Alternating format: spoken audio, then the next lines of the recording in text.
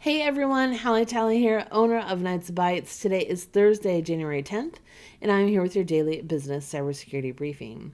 Today I want to talk to you about an article that I read from Event Tracker, who's a well-known cybersecurity vendor who utilized the movie Home Alone to illustrate their point about cybersecurity for businesses.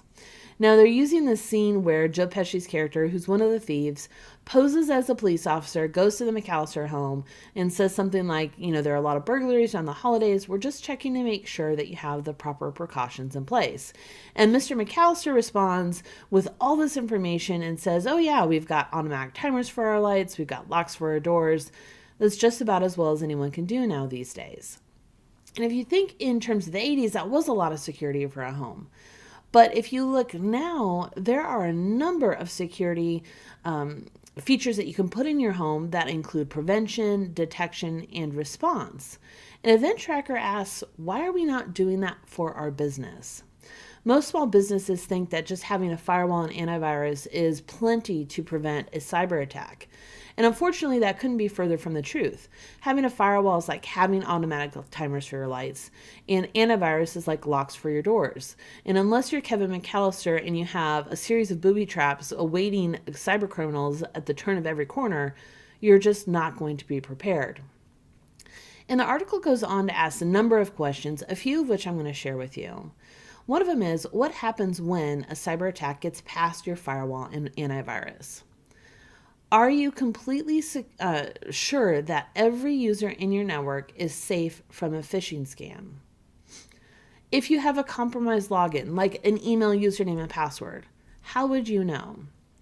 How valuable is your company data? And that is such an important question because many small business owners don't put enough value on the data that they have and just think they can easily restart from scratch.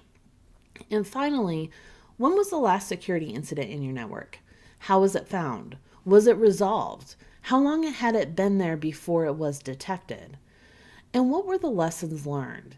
And this last question is really thought-provoking because a lot of small business owners think that cybersecurity issues or incidents are these large newsworthy events where Marriott is talking about millions of records that have been breached. Yahoo, Target, Home Depot, we hear about them over and over again. For small businesses, even just having a virus or malware is considered a cyber incident.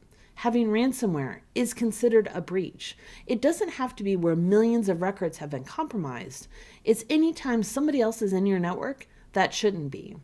Would you let somebody else into your home that shouldn't be there? No, you wouldn't. So why would you treat your business any differently?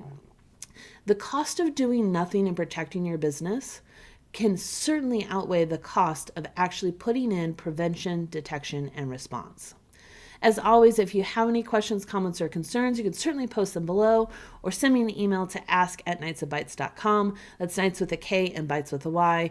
And this video will be posted on our Facebook, LinkedIn, and YouTube channels. Please be sure to like, share those videos from there, and safe computing, everyone.